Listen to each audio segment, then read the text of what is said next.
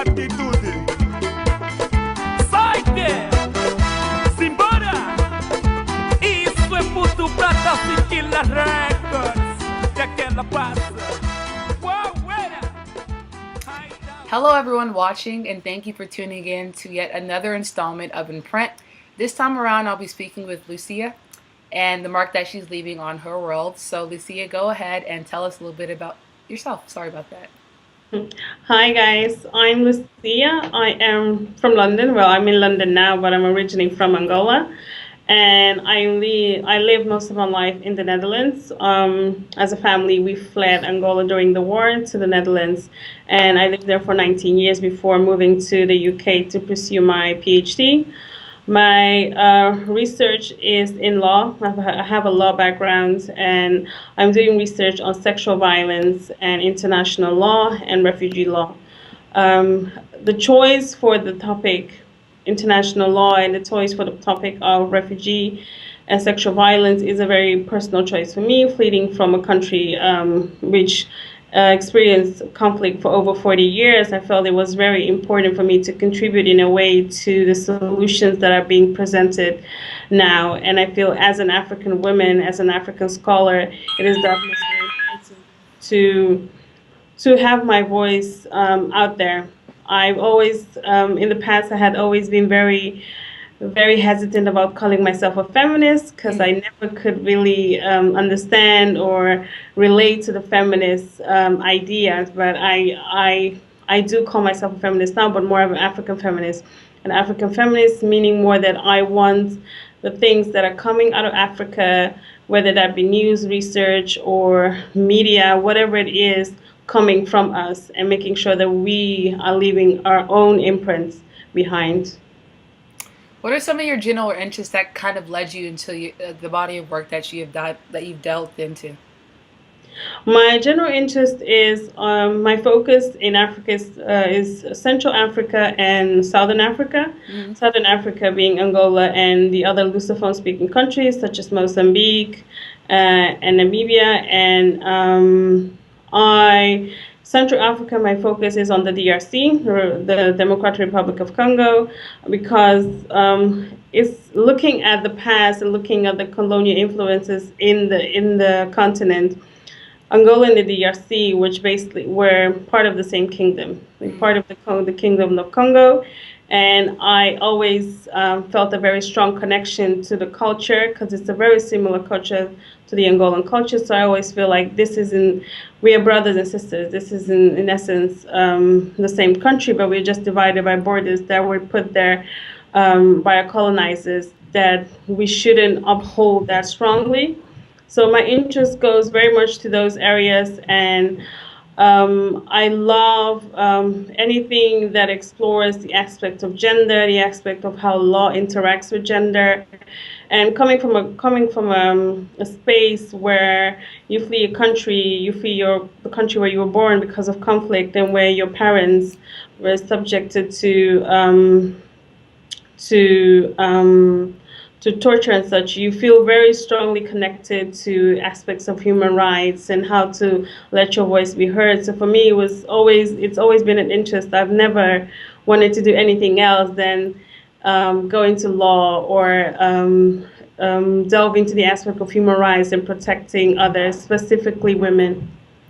You mentioned something that was really interesting, and I wanted to definitely go back to it. You said that you were uncomfortable identifying as a feminist, but you now more so identify as an African feminist. So do you mind if I ask, when were you introduced to African feminism, and what does that mean to you? What does that look like? What does that feel like?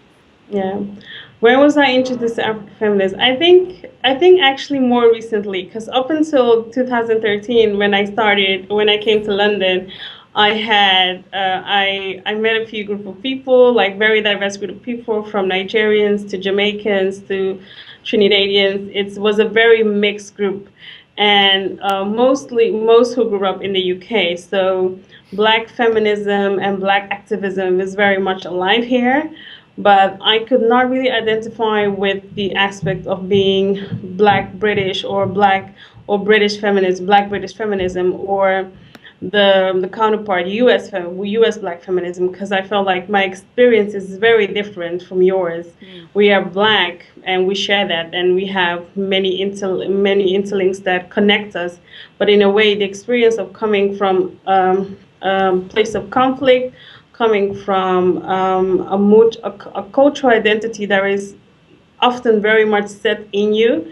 It's not something that you can just let go. You can, when you grew up in a Western society, integrate or or forget about easily. Because I feel like sometimes when you maybe grew up were born in, let's say, in the US, or were born, let's say, in the UK, and you grew up here your entire life, you might not have the same connections as someone who was born and brought up for part of their life back home.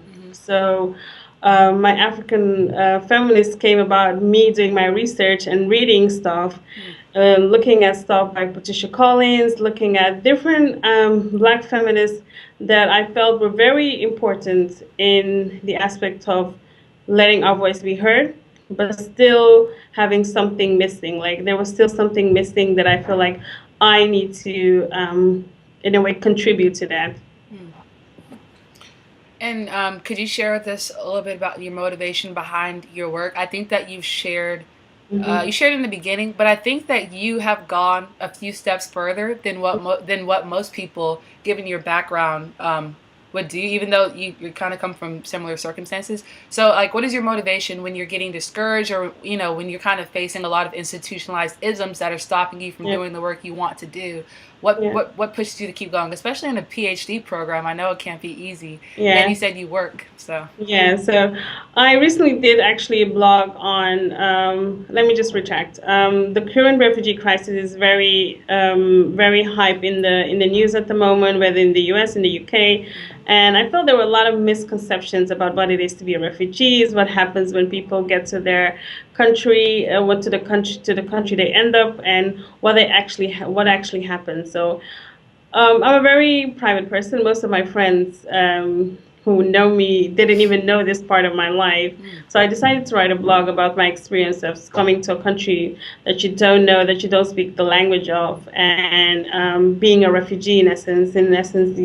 Until you get a resident permit, you have no control over your life. You can be living in a country and have no rights, no access to education, no rights to work, etc. So for me, when growing up in the Netherlands, living in a state of anxiety, in a state of insecurity, because it took nearly 14 years before we got a resident permit, it made me that much more determined. Like I felt like when I came to the Netherlands, I had already been to school. I had education. I was not illiterate or whatever.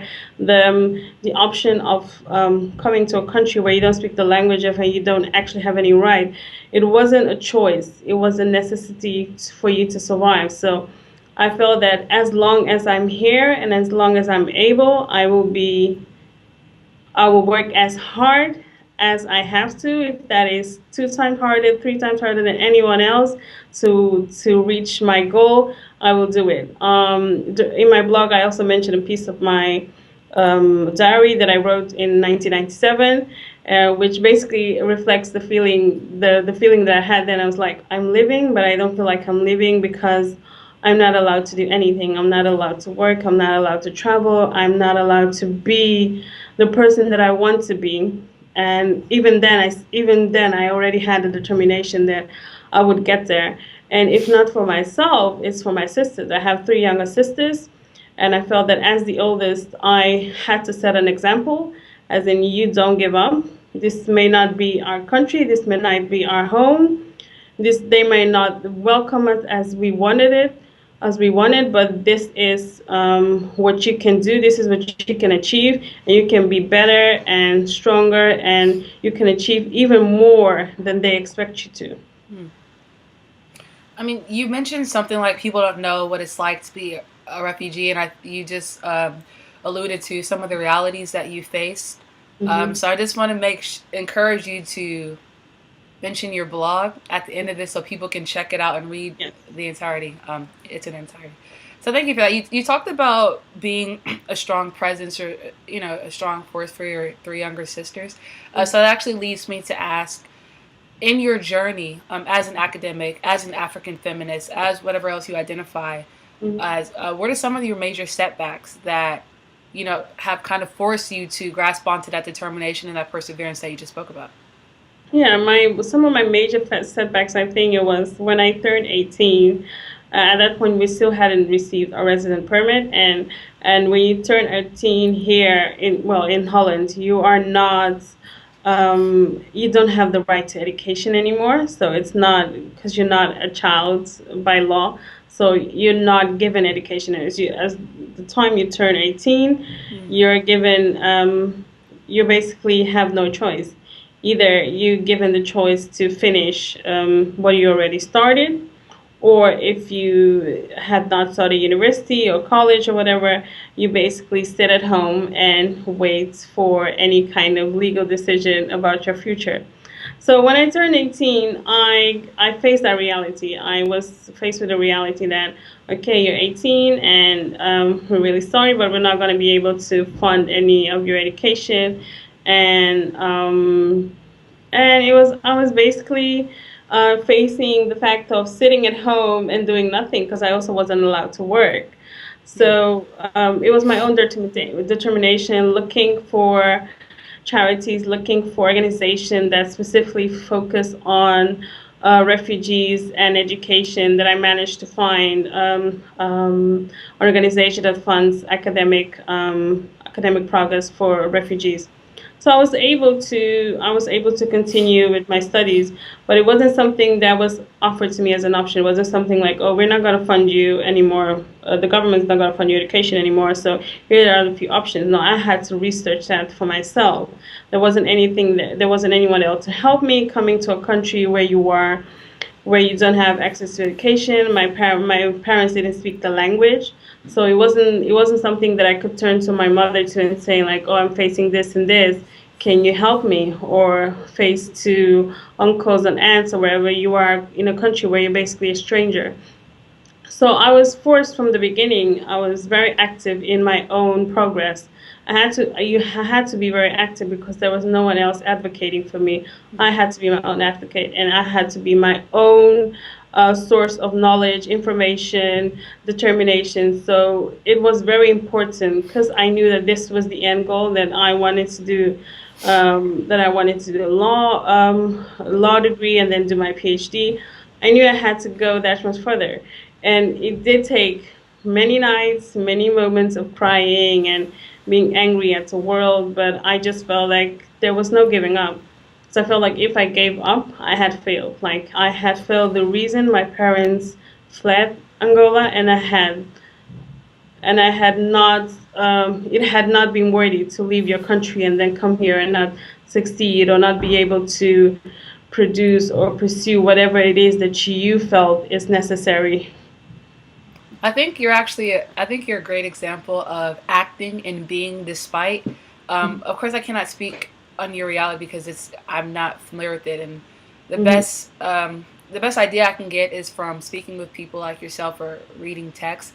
But it just seems like your resiliency has led you to where you are, and it's just, I don't know, it's very, I hope you realize how motivating it is, not in like a cheesy, oh, look at this girl fighting through the war type of way, but like the way that in which an individual like you can empower people in the same predicament, or like even people that aren't, people that just see someone like you and what you have your sights set on, and they're like, I want to do that because of she is. So just thank you for, I don't know, I feel really inspired. Thank you for sharing that. Thank you so much. And it's really, really great to hear that because as I said in the beginning, I'm a very private person. So when I share this with my friends on Facebook, I had very similar reactions. They were like, whoa, like I've known you to be very determined and very set on goals, and you always try to achieve them, but I didn't know that this was your background. I didn't know that you had to overcome so many things.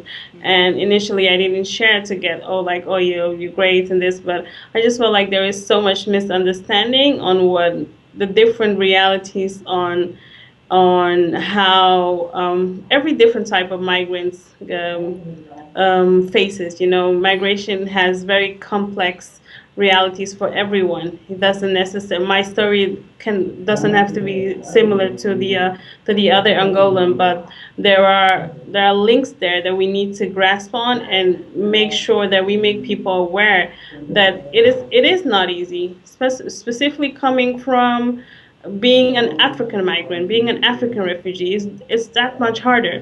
One of my frustrations now, like even though the refugee crisis is very much alive and people are talking about it, one of my frustrations is the focus on Syria, the focus on the Middle East, when there are also African migrants, and where there have been African refugees and migrants dying when crossing the sea, and the attention was not that great at the time and still isn't, but we tend to have a favorite group of, oh, these are very vulnerable people, let's focus on these ones. And as African migrants, whether it is our color or maybe the continent where we come from, we tend to be forgotten, and that's something that I'm very passionate about, making sure we're not. Like, we are as worthy to be noticed, to have people advocate for us, to make sure that we are not forgotten.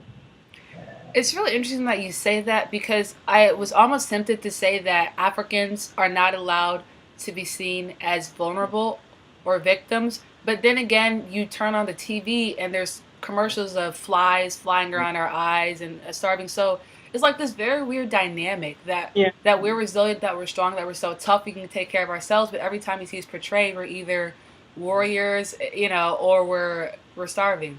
yeah, What do you think about that? Because you're right, but yeah. I think it's a weird dynamic.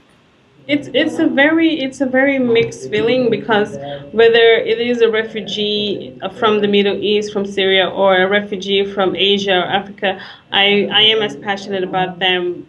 I can relate to them, but I do feel a bit. I have this annoyance with how we are portrayed in the media, as in when we speak about certain refugees, we say that, oh, Syrian refugees, they're well educated and they're fleeing the war and they have money, etc., etc. And when we're talking about African refugees, we're saying that they're economic migrants, that they're coming here for a better future, not because they're fleeing war, they're fleeing conflict, but we're looking at them as in, oh, they're coming here to take advantage of us. And to the other one, we're looking at, they're coming here because they have no choice, when the stories are very similar.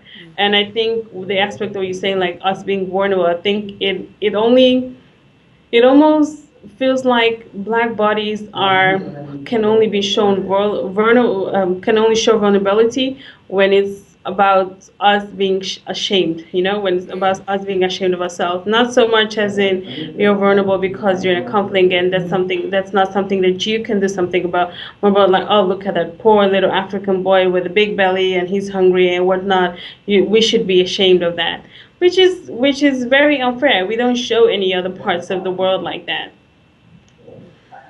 And well, now that we've gotten the negativity and the setbacks out of the way, can you share some of your major triumphs that you've experienced throughout your One of my journey? major triumphs was, of course, doing my PhD. Like when I got the acceptance letter, I was like, I did not imagine like that this would happen. It was still, even now, well, like, I'm 2 years in, and I still feel like, okay, this is amazing. I'm doing my PhD.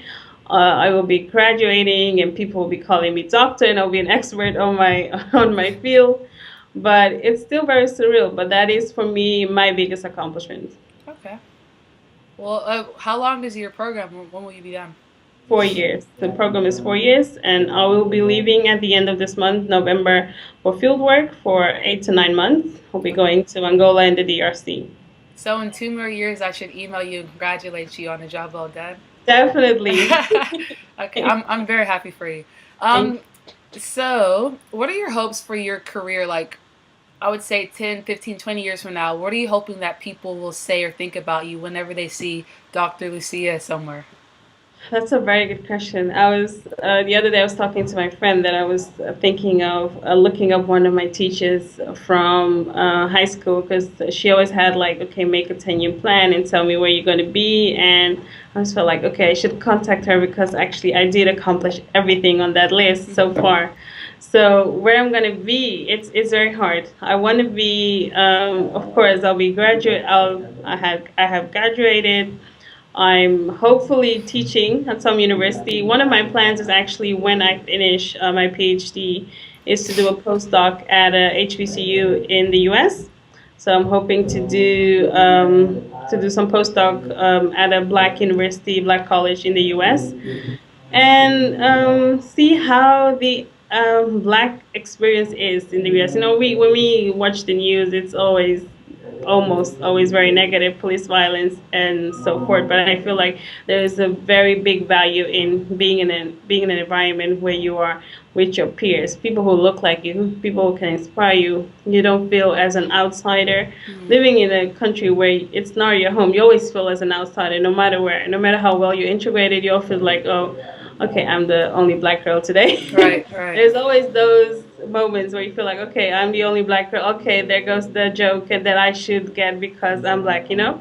So in 20 years, I don't know. I hope to be making an impact, making a change. I hope that my research has evolved, that I've made a contribution to the field, that in a way that people look at me or refer to me as one of the contributors to African feminism, to international law that has contributed to a change in that region. That's what I would want. Well, I mean, just in response to something that you said at the end, you said you hope to making an impact. You are making an impact today. I mean, just by you sharing your story, sharing your journey, and then even the impact that you made on Facebook, like you're helping people understand that what you see in the media is not the full story. It's not really the true story. So, I mean, I'm sure you meant like a huge impact by numbers, but I just want you to understand you're making impact today, right Thank now, in the you. past. So, yeah. Yeah. Thank you for that. So you kind of talked about the driving force behind a lot of your work, like the driving motivation. But I'm kind of curious, myself and to people that will be watching this, what are some of your daily sources of inspiration that you either that just kind of like fall upon you or that you actively engage in? One of my daily sources of inspirations are, I have to say, I have to admit, which is very bad. I'm a very big Facebook addict. Like, I'm addicted to Facebook, and I'm a member of quite a few groups, like PhD group that focuses solely on black scholars, and PhD group that focuses on black academics in the UK, and also the blog that I write is with my fellow PhD student who we started together in the same year. She's from Nigeria, and we had the same ideas and the same experience. And she studied in the U.S. and she felt the same. She said, like, come to the UK. It's a very different feeling of being African and being an African feminist. So we started the blog together, and our inspiration is just talking to my friends on a daily basis, talking to my siblings, talking to my mom, seeing the struggle around me, and seeing how whether whether it be in Holland or here, everyone's trying to make a change. Everyone's trying to contribute in their own way, and I appreciate that in all of the contacts that I have, all of the connections that I make throughout my journey, because it's still ongoing. So I can still meet someone that will give me a lot of inspiration. But it's just daily things like watching the news, reading up on Facebook, seeing what someone else has accomplished, and thinking like, that's great, that's amazing, and we all should be empowering that and doing that. So daily inspiration, more and more being surrounded by your own people, listening to great music, watching movies directed by my black and Africans. I went to a movie screening yesterday by a Angolan director, which we have the Film Africa Festival in London at the moment, which is 10-day festival focusing on African and the diaspora. So everything made by Africans for Africans is shown here.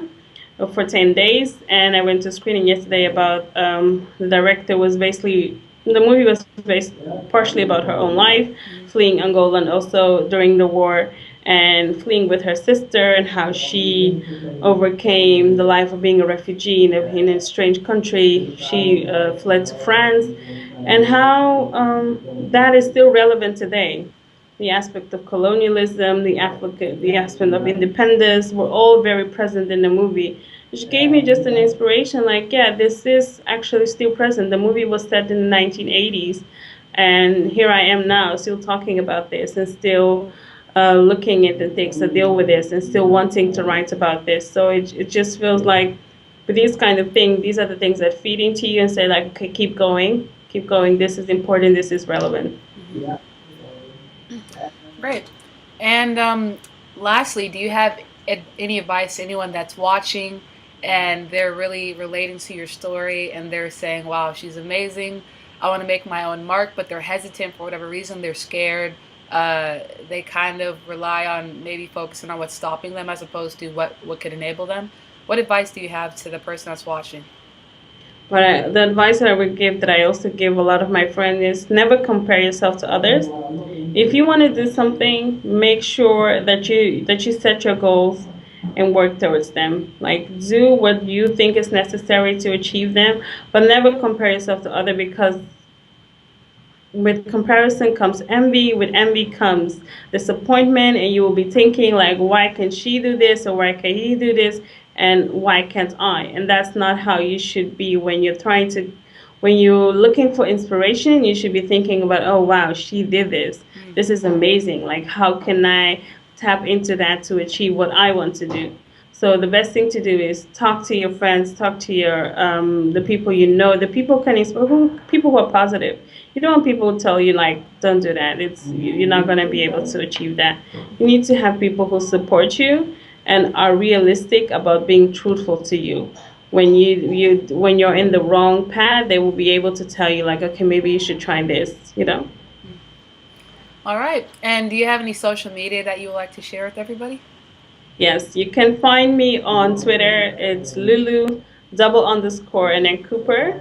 And on Facebook, my Twitter is linked to my Facebook. So if you find me on Twitter, you'll be able to find me. Our blog is Diversity Rights. So diversity and rights all together at WordPress. So you'll be able to find us there. So get in touch. Okay. Thank you so much for taking the time to speak with me. This has been a great conversation, and I can't wait to check back in with you in a few months and a few years and see how everything has been going. Thank you so much. Thank you so much for the opportunity. Like, it was great talking to you, and it was a great experience, and I love the fact that you're doing this. Like, there needs to be more of this, and I hope you keep going. Thank you. I appreciate that. All right, and that concludes this installment of Imprint. Thank you. Bye. Thank you. Bye. Okay, I wave too soon. Atitude. Saite! Simbora! Isso é puto pra tá sentindo a